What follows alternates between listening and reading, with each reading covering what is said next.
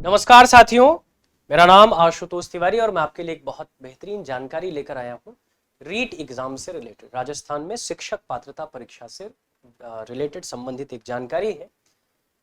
आप जानते हैं कि बीएड और बीटीसी का घमासान बहुत दिन चला, फिर सुप्रीम कोर्ट के डिसीजन के बाद बीएड वाले प्राइमरी एजुकेशन से बाहर होने लगे ना, उनको बाहर कर दिया गया।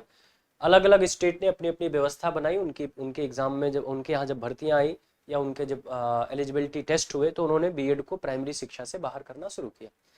अब अगला नंबर राजस्थान का है। राजस्थान ने अभी एक नया नोटिफिकेशन राजस्थान की तरफ से आया। राजस्थान में जो रीट का एग्जाम होना है उसमें आया कि जो विशेष शिक्षा प्राप्त लोग पहले प्राइमरी के लिए एलिजिबल होते थे, अब उनको भी बाहर कर दिया।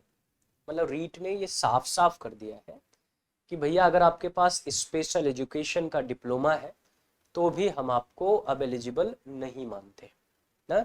यानी अगर आपके पास स्पेशल डिप्लोमा प्लस ग्रेजुएशन है या स्पेशल डिप्लोमा या जनरल बीएड है तो भी अब आप इस परीक्षा के लिए अमान्य हैं, अयोग्य घोषित कर दिए गए हैं। और हमेशा के लिए, ऐसा नहीं कि कुछ टाइम बीइंग के लिए कि चलो उसके बाद हम उस पर डिस्कशन करेंगे, नहीं, हमेशा के लिए अयोग्य घोषित कर दिया गया है।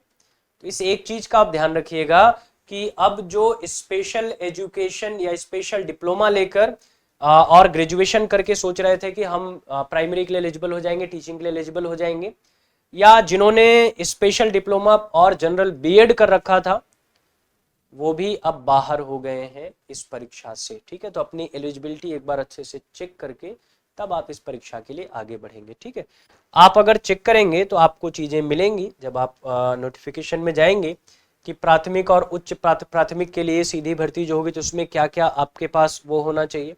ठीक है, क्या एलिजिबिलिटी होनी चाहिए, 6 to 8 के लिए क्या एलिजिबिलिटी आपकी होनी चाहिए। ठीक है, 6 to 8 के लिए क्या एलिजिबिलिटी होनी चाहिए, उसके बाद विशेष शिक्षा के लिए क्या आपकी एलिजिबिलिटी होनी चाहिए, ये सारी चीजें आपको बता दी गई हैं। तो एक बार नोटिफिकेशन अच्छे से पढ़ के तब आप इस परीक्षा के लिए जाएंगे, नहीं तो पता लगा कि आप परीक्षा का फॉर्म भर देंगे, परीक्षा में बैठ जाएंगे, लेकिन कोई निर्णय, कोई मतलब नहीं निकलेगा। तो अपनी क्वालिफिकेशन चेक करिए अच्छे से और फिर इस परीक्षा के लिए आगे बढ़िए। ठीक है, चलिए, बेस्ट ऑफ लक।